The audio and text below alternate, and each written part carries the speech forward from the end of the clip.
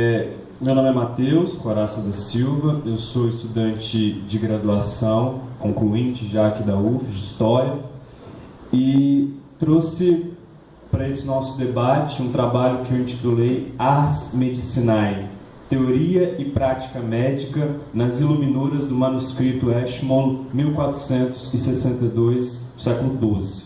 Né? E eu dividi esse trabalho em duas grandes partes, né? Uma parte mais teórica, em que eu analiso brevemente, faço algumas considerações sobre a medicina medieval, e também sobre a origem desse manuscrito que nós analisaremos. Na segunda parte, nós procederemos com a descrição iconográfica de algumas iluminuras desse manuscrito que revelam características da teoria e da prática médica do medievo. Né? Pode passar, por favor? Então, eu vou proceder com a leitura da comunicação e coloquei alguns tópicos dessa parte teórica para que vocês possam acompanhar e a leitura também não se torne enfadonha. Ars Medicinae, arte da cura. No século VII, Isidoro de Sevilha dedicou à medicina o quarto livro de suas etimologias, a primeira das enciclopédias medievais. Nela, o autor enfatiza que a medicina não se constitui necessariamente de medicação. Para ele, tratar era, em primeiro lugar, restaurar uma energia vital considerada o verdadeiro agente da cura e da manutenção da saúde. Tal concepção permeou as práticas e os saberes medicinais durante toda a Idade Média, impregnando as mentalidades de leigos e letrados até pelo menos o século XVIII. A essência disso é evidente. A teoria dos humores, criada por Hipócrates na Antiguidade e aperfeiçoada por Galeno no século II. Além do humorismo, a medicina medieval ergueu-se sobre outros pilares como o empirismo, a imbricação com aspectos místicos e religiosos populares e a dietética. A oposição entre saúde e doença constituía, nesse momento histórico, um contínuo que impunha uma definição extensiva do tratamento e um zelo extremo com a prevenção, por meio da gestão cotidiana do corpo.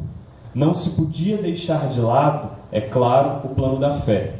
Cuidava-se do corpo ao mesmo tempo em que se vislumbrava a salvação da alma. Uma visão holística do todo e mais, altamente humanizada. Baseado nisso, queremos trazer para esta análise as contribuições do historiador da ciência William Byron, que, para escrever sua história da medicina, propôs uma tipologia que o permitiu enquadrar a prática médica de longos períodos históricos em determinadas categorias. O próprio estudioso atentou para o perigo e para a arbitrariedade de sua empreitada, mas ressaltou seu valor didático e, sobretudo, sua flexibilidade, uma vez que é possível sobrepor os tipos propostos. Atermos aqui as duas primeiras classificações. A medicina à beira do leito, identificada mais apropriadamente com o mundo antigo, e a medicina teórica, ligada ao medievo. Propomos, assim, que a medicina medieval, ao aproximar as teorias hipocrático-galênico-arábicas do empirismo, imprimiu uma sobreposição dessas categorias, em que pese a avant-garde da primeira, já que os saberes terapêuticos da época foram, em um primeiro momento, mais afeitos à prática, dada a sua não vinculação essencial com os círculos acadêmicos. Não podemos perder de vista, contudo, que a Idade Média é marcada pelo florescimento de uma abundante literatura médica, influenciada e produzida pelos mais diversos meios, a igreja, as universidades, as corporações de ofício, etc. A riqueza dos textos e das fontes iconográficas que os acompanham é impressionante, de modo que quase todos seguiam esses fundamentos da medicina medieval que acima elencamos. Essa vastíssima documentação nos legou uma preciosidade, o manuscrito Ashmole 1462, objeto deste estudo. Vamos aí. Pode passar, por favor. As iluminuras que analisaremos neste trabalho constam de fragmentos textuais de fins do século XII, reunidos sob o título Miscelânea de Textos Médicos e Herbário em Latim e catalogados como Manuscrito Ashmole 1462. Há, infelizmente, pouquíssimas informações acerca de sua origem, de modo que as que levantamos se referem ao momento em que esses manuscritos passam a integrar o acervo da Bodleian Library. Sua constituição, ao longo do século XVII, converge com a trajetória de uma importante personagem da história inglesa, Elias Ashmole. Ashmole foi um importante político e oficial de armas britânico, mas se destacou sobretudo por seu flerte com a astrologia, com a alquimia e por seu ávido apetite de colecionador, o que fez dele um renomado antiquário. Monarquista, esteve entre os partidários do rei Carlos I durante a Guerra Civil Inglesa. Apesar das agitações revolucionárias, o final da década de 1640 e toda a de 1650 foi um período crucial para a ampliação das coleções de Ashmole e para seu aprofundamento nos estudos alquímicos. Isso só foi possível graças aos subsídios financeiros oriundos das núpcias contraídas com distintas damas da nobreza. Também data dessa época a aproximação com o botânico John Tradescant, o jovem, de quem Ashmole herda ou compra, não se sabe ao certo, uma preciosa coleção de moedas, livros, armas, taxidermia, plantas exóticas, espécimes minerais, dentre outros. O acervo particular do político tomava, assim, proporções inimagináveis para os padrões da época. Diante do apoio à restauração de Carlos II em 1660, após os turbulentos governos dos Lordes Protetores Oliver e Richard Cromwell, a fidelidade de Elias Ashmole foi amplamente recompensada com uma série de ofícios políticos. O peso dessas novas responsabilidades contribuiu, em boa medida, para uma considerável diminuição de seu ímpeto colecionador. Os encargos administrativos da monarquia eram agora prioridade.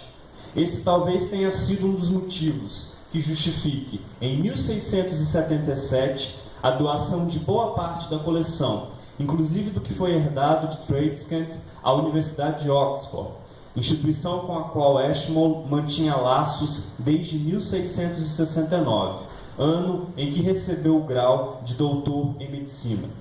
O benfeitor impunha apenas duas condições para concretizar o ato: que a universidade construísse um edifício apropriado para abrigar o acervo e que esse estivesse acessível ao público.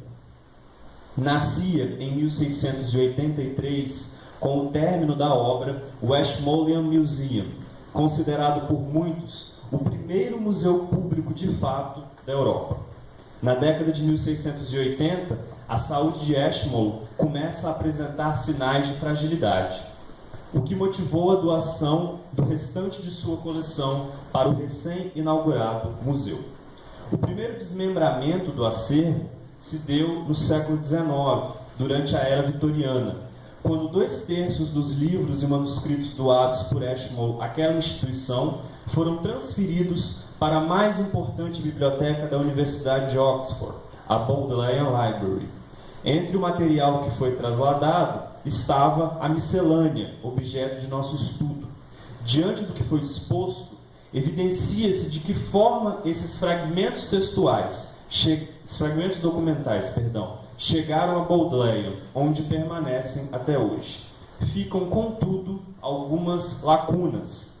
Qual a real origem desses manuscritos?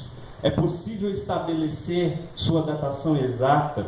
Como eles chegaram às mãos de Elias Ashmole? Questões que ficarão momentaneamente sem respostas. Pode passar, por favor? E agora nós procedemos com a análise iconográfica de 3 iluminuras especificamente. O manuscrito Ashmole 1462, que reúne a miscelânea, apresenta, como todo belo exemplar de manuscrito medieval, uma grande variedade de iluminuras. Analisaremos, contudo, apenas 3 delas, constantes respectivamente dos fólios 9V, 10R e 16R. Nossa descrição iconográfica, devidamente contextualizada historicamente, propiciar-nos-á enxergar algumas características teóricas e práticas que permeavam a medicina medieval e que atualmente parecem-nos demasiado estranhas. Essa é a imagem 1, e essa imagem nos apresenta 7 homens, pacientes, na verdade. Na parte superior, 3 deles se encontram em repouso, deitados. Um está de pé. Abaixo, 2 estão de pé e um está sentado numa espécie de banco, sem encosto e, ao que parece, ornado com simplicidade. Dos 7, 5 estão despidos, um semidespido e um vestido. As vestes desses 2 últimos aparentam uma relativa largura, o que as torna confortáveis, portanto, para pessoas enfermas.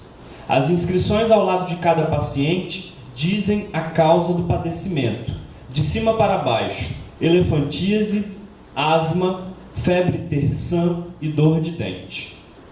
Os pontos vermelhos que marcam seus corpos indicam o processo de cauterização ou sangria com sanguessugas. No homem que está vestido, os pontos encontram-se próximos às orelhas.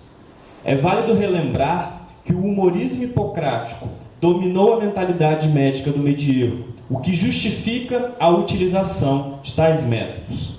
O princípio era simples. Um corpo só podia estar saudável se apresentasse um equilíbrio entre os 4 humores, quais sejam o sangue, a fleuma, a bilis amarela e a bilis negra. Muitas vezes, suas disputas internas levavam ao predomínio de um deles em detrimento dos outros. Assim, segundo o pensamento da época, começava uma doença. As cauterizações nesse sentido tinham por finalidade eliminar o humor excessivo que causava a enfermidade. Suas indicações, entretanto, eram mais complicadas do que imaginamos. Além de saber o local exato de aplicação e a técnica a ser utilizada, se a flebotomia ou as próprias sanguessugas, o médico deveria levar em consideração se as condições astrológicas eram favoráveis, o tipo de temperamento do paciente, sua localização geográfica e a estação do ano em vigor. Hipócrates dissera em um de seus aforismos, cito Hipócrates: nos casos em que é benéfica, a sangria deve ser praticada de preferência na primavera. Ou seja, o corpo humano por si só, desconectado do universo que o cercava, dizia muito pouco à medicina medieval. Era preciso entender o cosmos e a sua influência macro na vida cotidiana do homem, no micro. Quanto às cores, voltando à imagem, há um domínio ao fundo da vivacidade do vermelho e do azul. É preciso dizer que no século XII não havia uma preocupação por parte dos artistas em retratar e ou imitar a realidade. Suas criações eram muito mais simbólicas do que meramente figurativas, o que justifica a certa liberdade formal que as iluminuras apresentam. Isso também se aplica às cores. Sem a obrigação de imitar as reais gradações de tonalidades cromáticas do ambiente, a subjetividade passava a guiar os artistas. Escolhiam, pois, aquelas que mais gostavam. O azul e o vermelho, em geral, estavam entre as preferências. Esse contraste também revela algo de simbólico. É o céu e a terra, o sagrado e o profano, o etéreo e o material, o universo e o cotidiano. Simbolismo esse indissociável da prática médica medieval. Não nos esqueçamos, é claro, do dourado, adorno acromático característico de toda a iluminura. Aliás, daí a origem desse termo, O brilho e o preço do ouro iluminam as figuras, não apenas no sentido de realçá-las, mas também no de fazê-las transcender simbolicamente. Atentemos, por fim, para a expressão dos homens retratados. Alguns são sisudos, outros apresentam ares mais agradáveis, embora ainda fechados. Um deles, com a boca aberta, denota possivelmente o doloroso incômodo que uma sangria devesse provocar. Pode passar, por favor. Passamos à segunda imagem, e esta representação coloca em evidência outra característica da prática medieval, as cirurgias. Vemos à esquerda um cirurgião que, utilizando um objeto alongado e pontiagudo, tenta retirar a catarata do olho de seu paciente. Digo cirurgião, pois até o século XVIII houve uma ampla prática social da arte terapêutica, de modo a não torná-la exclusivamente reservada a grupos profissionais distintos e organizados, como o dos médicos letrados. Assim, barbeiros e cirurgiões, mesmo sem formação teórica, exerciam diversos procedimentos, como os que vimos nas imagens acima.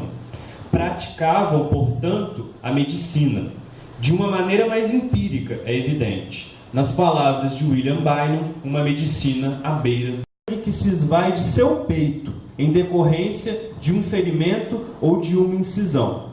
O cirurgião segura o rapaz com firmeza e sua expressão facial transparece uma minuciosa concentração no ofício que está desenvolvendo.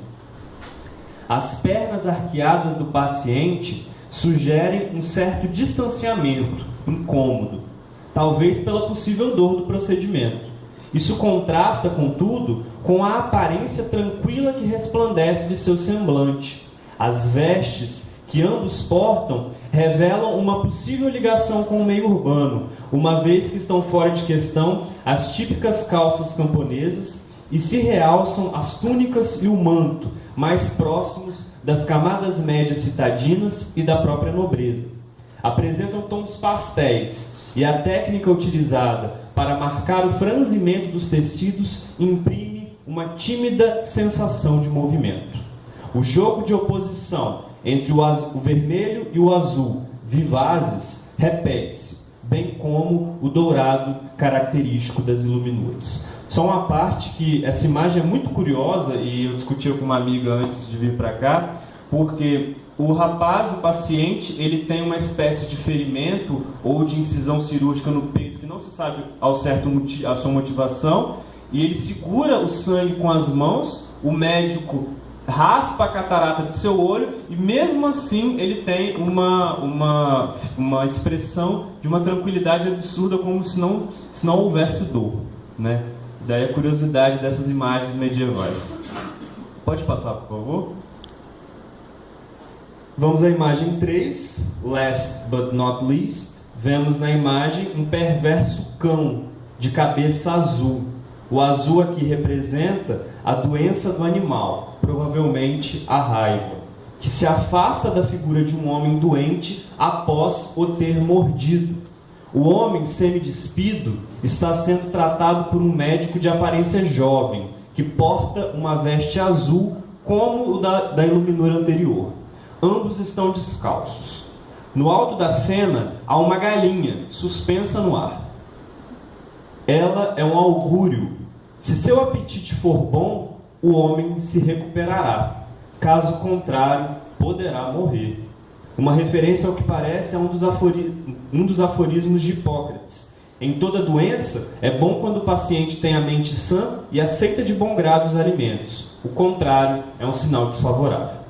Outra característica da medicina medieval assim se anuncia: sua relação com elementos da religiosidade e da mística populares. O século XII, momento da produção da miscelânea, é marcado, dentre outros aspectos, pela expansão do cristianismo.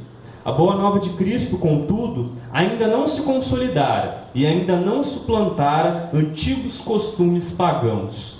Nesse sentido, uma vez que concordamos com a ideia de uma ampla dimensão da prática social médica no medievo, é muito comum nos depararmos com fontes primárias, sejam elas escritas ou iconográficas, que relatem a inserção de augúrios e consultas astrológicas, além de práticas consideradas à época como feitiçaria, preparados de ervas medicinais e curandeiria em geral, no âmbito medicinal. Ou seja, a própria medicina, considerada erudita, manteve, por vezes, relações ambíguas com o empirismo e a magia. Destaque-se aqui a atuação da Igreja na luta contra as práticas não cristãs e heréticas, combate de certas práticas e aceitação de muitas delas, verdadeiro paradoxo existencial. De volta à imagem, percebemos que a consulta ao augúrio também agia no sentido de tranquilizar, quando possível, o próprio paciente. O semblante pacífico do homem sugere isso. O destaque que imprime o vermelho ao fundo não pode passar despercebido, assim como o típico contorno dourado da iluminura. Pode passar, por favor? À guisa de conclusão, percebamos a medicina como uma arte, como uma prática que paulatinamente cientifiza-se. No medievo, a simbiose entre as culturas popular e erudita imprimia na medicina ambíguas relações, o que levou a inúmeros questionamentos acerca de seu real papel e de sua importância. Uma filosofia, uma arte mecânica, uma ciência, uma prática popular? Difícil precisar. Todas juntas, talvez. Isso revela as tensas e complexas interações envolvidas no processo histórico de constituição da medicina enquanto conhecimento. As imagens que analisamos contribuem proficuamente nesse sentido. Retomamos, por fim, a noção de uma medicina holística, humanizada. Voltamos, pois, a Hipócrates. Cito Hipócrates: a vida é curta, a arte é longa, a ocasião fugidia, a experiência enganosa, o julgamento difícil. O médico deve fazer não apenas o que é conveniente para o doente, mas também com que o próprio doente, os assistentes e as circunstâncias exteriores concorram para isso. Uma elevada preocupação com a integridade humana em seus mais diversos aspectos. Muito obrigado pela atenção de todos.